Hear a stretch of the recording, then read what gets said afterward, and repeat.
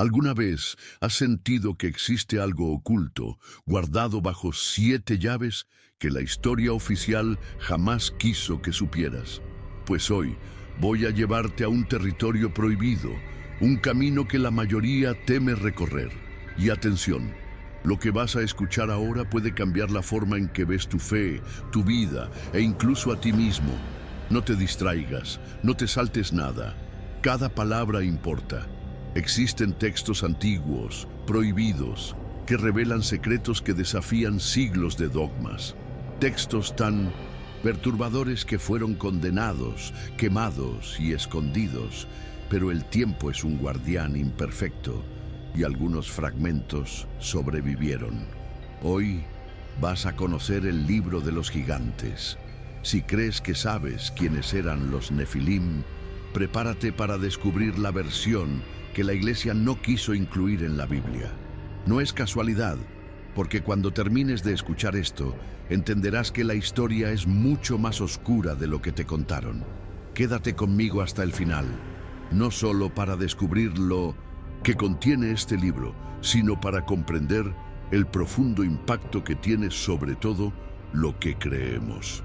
Los gigantes. Antes del diluvio. El libro de los gigantes habla de un tiempo anterior al gran diluvio, un tiempo en que seres angelicales conocidos como vigilantes descendieron a la tierra y se unieron a mujeres humanas. De esa unión nacieron criaturas inmensas y brutales, los Nefilim. La Biblia oficial solo menciona a estas criaturas brevemente, pero aquí los detalles son explícitos. Explícitos que para muchos el texto parecía más fantasía que revelación divina. Estos gigantes masacraban humanos, destruían cosechas, envenenaban ríos. Y entre ellos, uno llamado Mahuai comenzó a tener visiones aterradoras del futuro. Visiones que mostraban la inminente destrucción de la tierra. Afligido, buscó a Enoc, el hombre que caminó con Dios. Y Enoc fue claro: arrepiéntanse, aún hay una oportunidad. Pero ni los gigantes, ni los ángeles caídos quisieron escuchar. Y entonces el destino quedó sellado. El diluvio llegaría, y la humanidad pagaría el precio de su propio silencio. Si esta historia ya te provoca escalofríos, imagina lo que viene después. Y por eso necesitas continuar, porque solo quien llega hasta el final entiende el todo. El trono de Satanás. ¿Has leído en el Apocalipsis la frase, sé dónde vives, dónde está el trono de Satanás? Pues ese trono no es solo una metáfora. Muchos estudiosos creen que existió y que hoy está expuesto en un museo frente a miles de visitantes que ni imaginan lo que están viendo. El gran altar de Pérgamo, custodiado en Berlín, Alemania, es una estructura gigantesca que parece un trono digno de un dios o de un dios maligno. El apóstol Juan escribió que en la antigua ciudad de Pérgamo, Satanás tenía un trono físico, y curiosamente fue allí donde Antipas, obispo local, fue martirizado, algo que, para los primeros cristianos, convertía aquel lugar en el epicentro del mal en la tierra. Pérgamo no era cualquier ciudad. Competía en riqueza y poder con Alejandría y Antioquía. Era centro de ciencia, cultura y para muchos, morada del enemigo. Y ahora te pregunto, ¿será que ese trono es solo una pieza arqueológica o todavía carga con una presencia sombría? Si sientes que esta historia aún no ha terminado, es porque realmente no ha terminado, y voy a demostrártelo. Libros que la Reforma Protestante borró. Poca gente sabe que la Biblia protestante tiene 7 libros menos que la católica. Durante la Reforma, Martín Lutero los eliminó alegando que tenían menor valor histórico y que no estaban inspirados por Dios. Entre ellos, Tobías, Judith, Macabeos, Sabiduría de Salomón. Pero ¿quién decide lo que es divinamente inspirado? Esa decisión fue tomada en el siglo IV, en el Concilio de Roma, y se mantuvo hasta la ruptura protestante. Si estos libros fueron retirados, ¿qué más podría haberse ocultado? Aquí está el punto. Cuando aceptas una narrativa filtrada, también aceptas los vacíos que crea. Y es en esos vacíos donde se esconden las revelaciones más grandes. Antes de continuar, ya te aviso, lo que viene a continuación no es para cualquiera, pero si llegaste hasta aquí es porque sientes que necesitas saberlo. Así que haz clic en seguir y no te apartes, porque en el próximo fragmento vamos a entrar en historias que dejaron aterrorizados incluso a dictadores. Imagina un libro de la Biblia capaz de provocar tanto miedo que uno de los dictadores más crueles de la historia decidió prohibirlo. Ese libro es el libro de Esther. Y si te digo que en sus páginas Dios ni siquiera es mencionado una sola vez, puedes preguntarte, si Dios no es citado, ¿qué podría ser tan amenazante? Es simple. Narra cómo un pueblo marcado para ser exterminado se levanta y destruye a sus enemigos. La historia sucede unos 100 años después del exilio de los judíos en Babilonia. Algunos regresaron a Jerusalén, pero muchos aún vivían en el imperio persa. Esther, una joven judía, se convirtió en reina ocultando su verdadera identidad. Cuando el cruel oficial Amán convenció al rey de exterminar a todos los judíos, Esther reveló quién era y dio la vuelta a la situación. El opresor fue ejecutado y los judíos se levantaron para derrotar a sus perseguidores. Ahora entiendes por qué Hitler temía este libro. En 1935 ya comparaban a Amán con el propio Führer y la semejanza no le agradaba. No es solo un relato antiguo, es un recordatorio de que el poder puede cambiar de manos en un instante. Y debes grabar esto. A veces la victoria está en quien se atreve a rebelarse. Si esta historia te hizo imaginar qué más fue ocultado, prepárate, porque el próximo texto es aún más polémico. El protoevangelio de Santiago, la infancia de Jesús revelada. ¿Alguna vez te has preguntado cómo fue la vida de Jesús antes de su ministerio? El protoevangelio de Santiago se atreve a responder.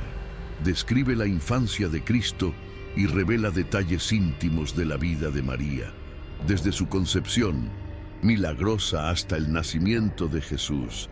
Era un libro muy amado por el pueblo, pero condenado por la iglesia. ¿Por qué? Porque traía elementos que no encajaban con el control doctrinal. Según este evangelio, María fue alimentada diariamente por un ángel mientras vivía en el templo. Fue entregada a José no como esposa, sino como protegida, y recibió el anuncio del arcángel Gabriel de forma aún más detallada que en la Biblia oficial. Aunque fue rechazado por el canon, este texto moldeó la tradición cristiana popular. Incluso fue en él donde apareció por primera vez el nombre de la Madre de María, Ana. La iglesia pudo haber intentado borrarlo, pero la devoción del pueblo mantuvo viva la historia. Ahora, si esto ya es atrevido, espera hasta escuchar sobre la Biblia que fue mutilada para servir como herramienta de esclavitud. La Biblia de los esclavos, la palabra usada como cadena. Pocas cosas son tan perturbadoras como descubrir que la Biblia fue usada para aprisionar. A inicios del siglo XIX, misioneros británicos en las colonias del Caribe entregaban a los esclavos africanos una Biblia adaptada. Casi el 90% del Antiguo Testamento y el 50% del Nuevo fueron eliminados. Libros enteros como Génesis fueron removidos. ¿Por qué? Porque ciertos pasajes podían inspirar rebelión. No encontrarás la historia del Éxodo en esta versión, pero sí frases como siervos, obedezcan a sus amos terrenales. Era la religión usada como herramienta de control psicológico. Y aquí está el punto más oscuro. Incluso distorsionada, esta Biblia seguía teniendo la apariencia de un texto sagrado. Era un recordatorio constante de que, cuando se controla la narrativa, se controla al pueblo. Y ahora te pregunto, ¿quién controla las narrativas que consumes hoy? Piensa en eso. porque en el próximo capítulo entraremos en el libro apocalíptico olvidado por 1500 años y redescubriremos visiones que harían perder el sueño a cualquiera. Si estás aquí hasta ahora, es porque tienes sed de verdad. Así que no te distraigas. Sigue este canal, dale me gusta a este video y continúa conmigo, porque lo que viene a continuación te mostrará un infierno que ni la propia Biblia oficial se atrevió a describir. Hace casi 2000 años, un texto circulaba entre los primeros cristianos con tanta fuerza que muchos creían que debía estar en la Biblia. Y no estoy hablando del Apocalipsis de Juan. Me refiero al Apocalipsis de Pedro, un libro tan vívido, tan perturbador, que fue prohibido y olvidado durante más de 1500 años. No es solo una visión simbólica. Pedro dice haber visto el cielo y el infierno con detalles, y esos detalles no son para débiles.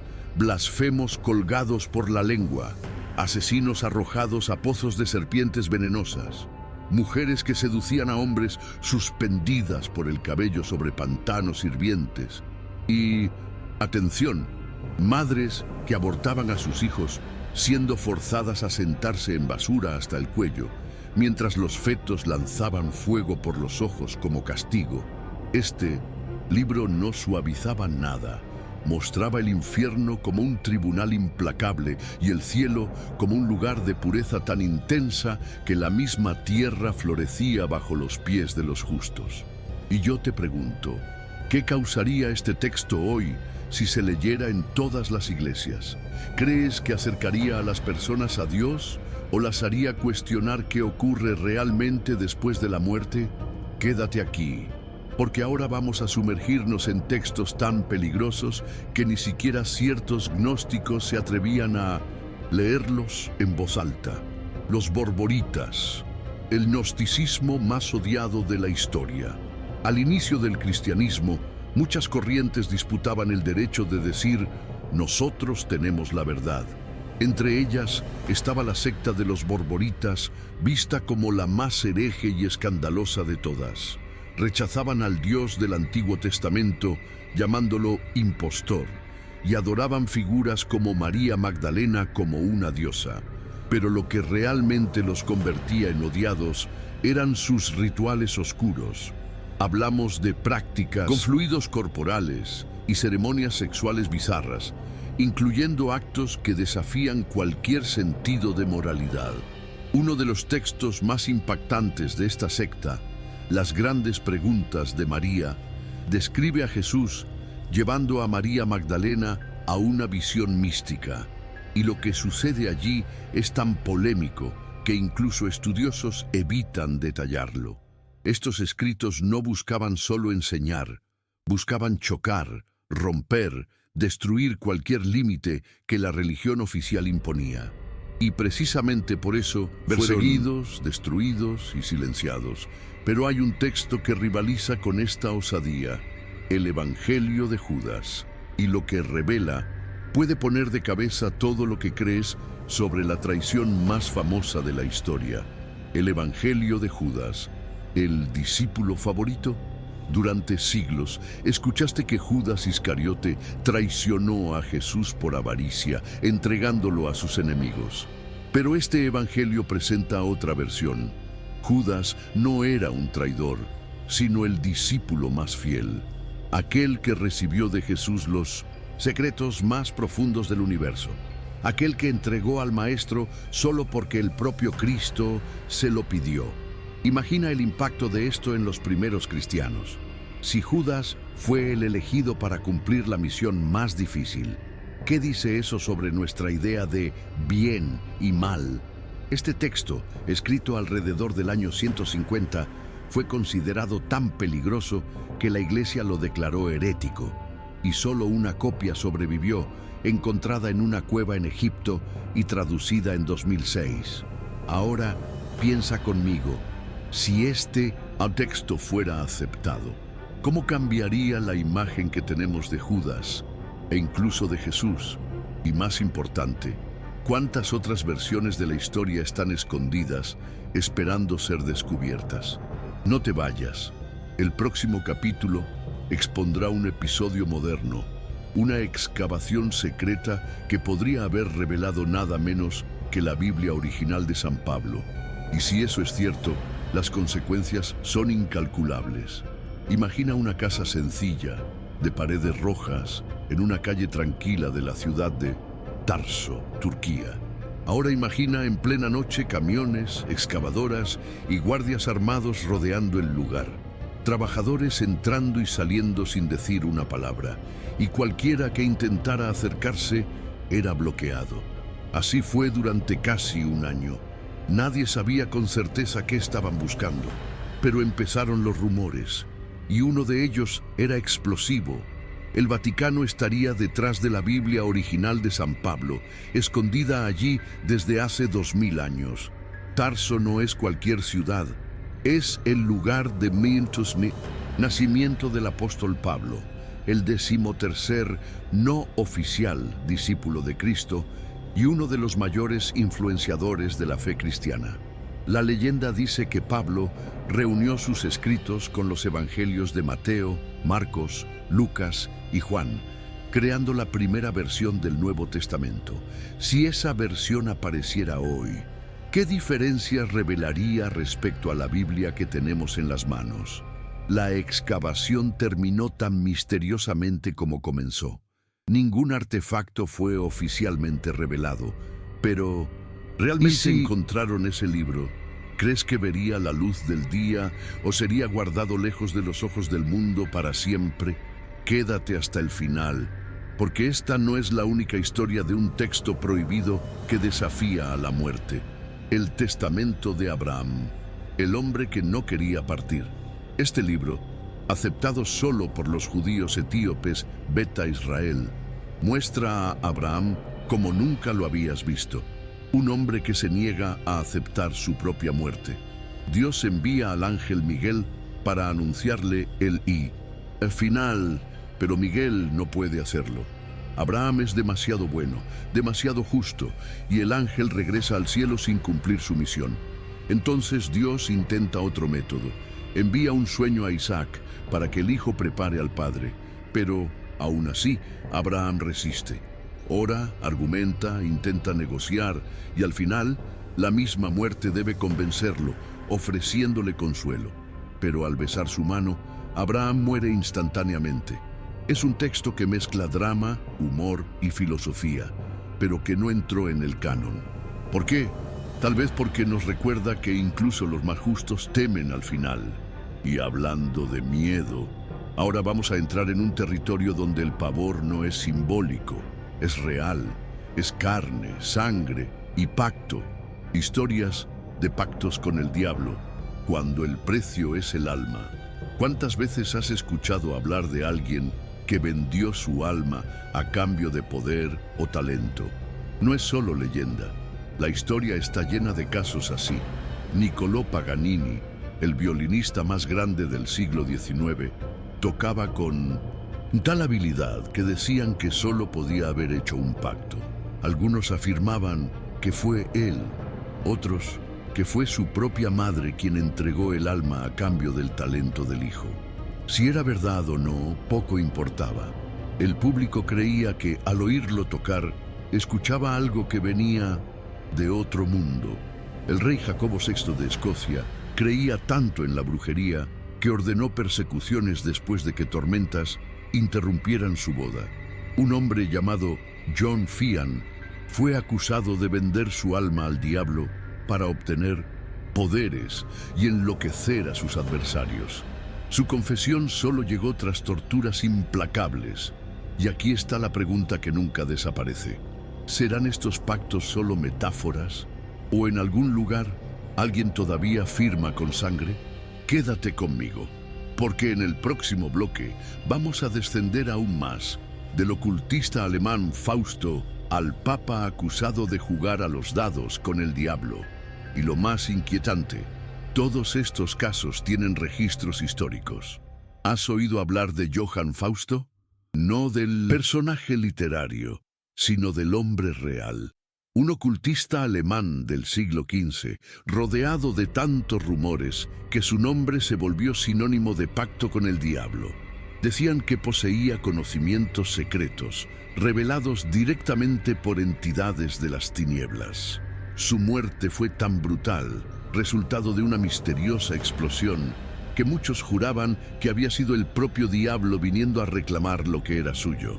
Y lo más perturbador, más de 100 años después, escritores eternizaron la leyenda, transformando a Fausto en el símbolo de quien entrega su alma a cambio de poder. Y aquí va la advertencia: estas historias no quedaron en el pasado, solo se hicieron más discretas. El papa que jugó a los dados con el diablo ahora imagina a un papa acusado de hechicería. En el año 999, Gerberto de Aurillac se convirtió en el Papa Silvestre II. Era un hombre de ciencia, matemáticas e ingeniería, responsable de reintroducir el ábaco y de crear el primer reloj mecánico de la Europa medieval. Pero las leyendas cuentan otra historia, que habría conseguido el trono papal jugando a los dados con el diablo, asistido por un espíritu femenino llamado Meridiana. Si esto es mito o realidad, es imposible saberlo. Pero lo que sí es un hecho es que su ascenso incomodó tanto a los nobles y al clero que fue expulsado de Roma y murió intentando recuperar el trono. Y aquí está la reflexión. Cuando el poder es absoluto, la frontera entre lo sagrado y lo profano se vuelve peligrosamente delgada. Y, hablando de fronteras peligrosas, llegó el momento de abrir el libro del diablo. El libro del diablo. Firmas que cuestan la eternidad. En la mentalidad puritana, para sellar un pacto con Satanás no bastaba prometer, había que firmar el nombre en el libro del diablo, con tinta o con sangre. Este libro era considerado prueba irrefutable de brujería.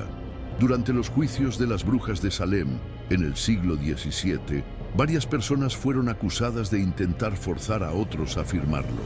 Bastaba el testimonio de un miembro respetado de la comunidad para sellar una sentencia de muerte.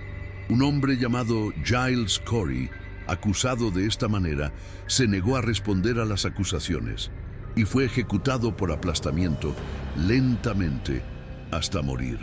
Las historias de Salem muestran algo aterrador. No es necesario encontrar al diablo para destruir una vida. Basta con creer que está allí. El pacto de Loudun.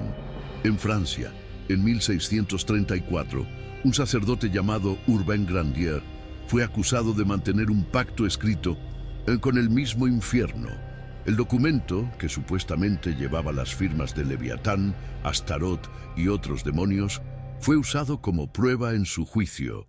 Fue condenado y quemado vivo. El detalle más macabro: este caso se convirtió en atracción pública.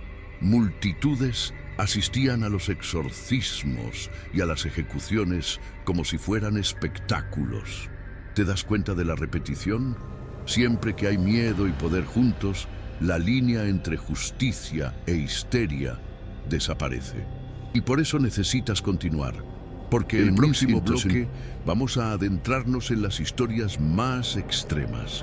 Hombres que engañaron al diablo, capitanes que desafiaron el mar y pactos que terminaron con oro o con cuerpos desaparecidos.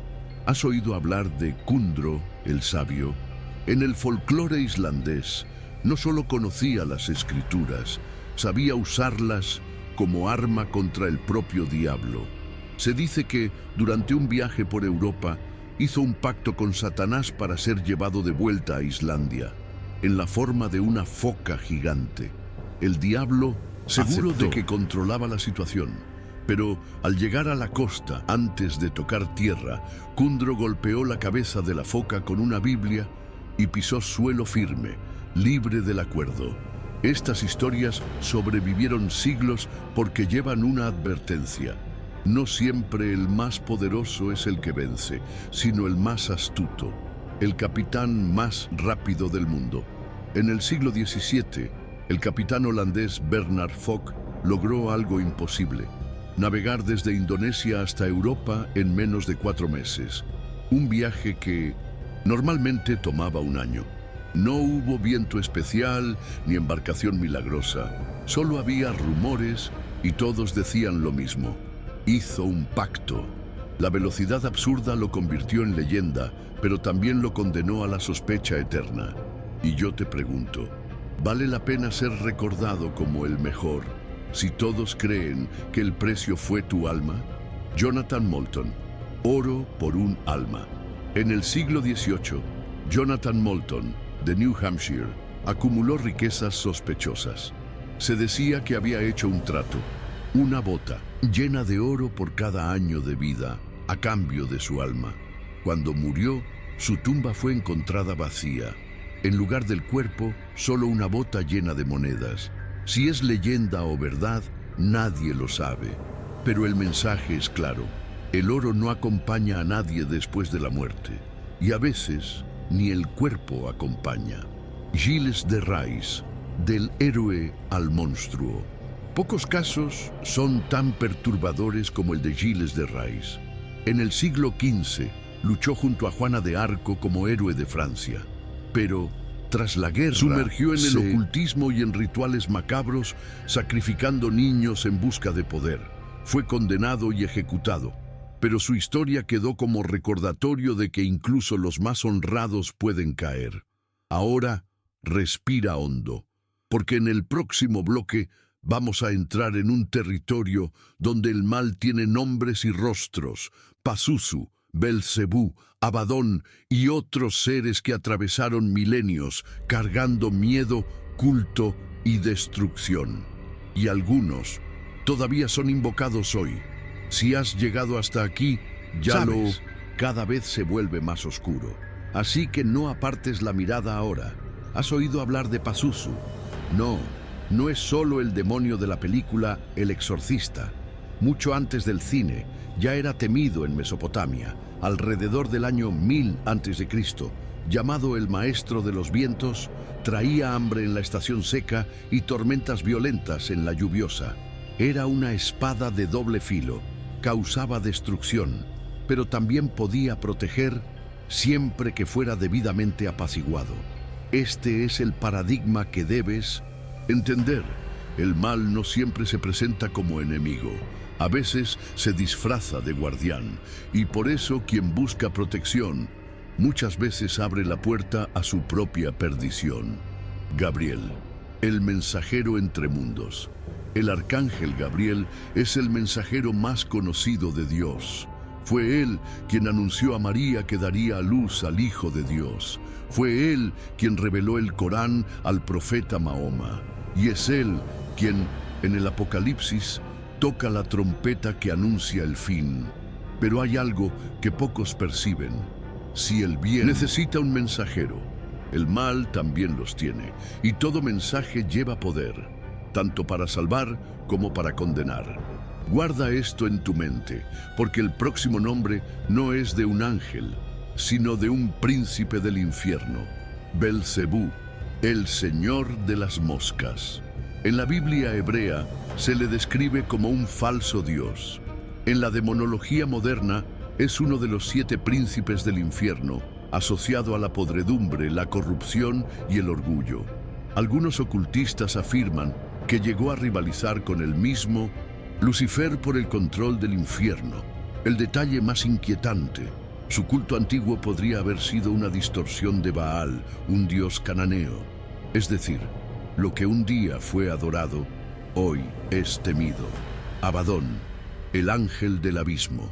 En el Apocalipsis, Abadón comanda un ejército de langostas monstruosas que atormentarán a la humanidad.